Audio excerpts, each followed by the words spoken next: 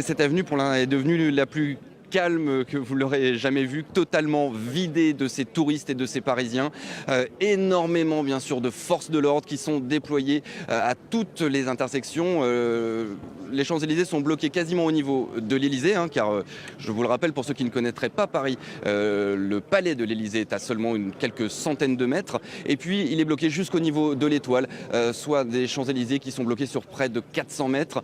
Je vous rappelle donc qu'on a eu la confirmation, il y a bien un policier qui a été tué, un autre grièvement blessé, un assaillant qui lui aussi aurait été tué. Nous ne savons pas encore exactement le nombre d'assaillants qui étaient impliqués dans cette attaque.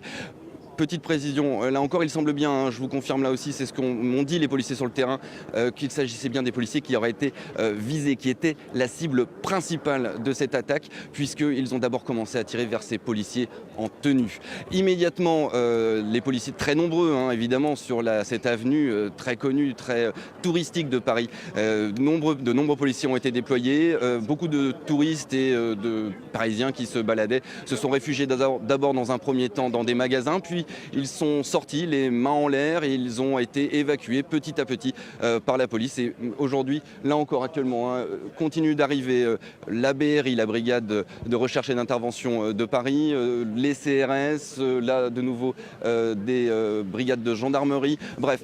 Énormément de forces de l'ordre, mais pour l'instant un peu de confusion ici aussi naturellement sur exactement s'il y aurait encore ou non des attaquants qui n'auraient pas été capturés.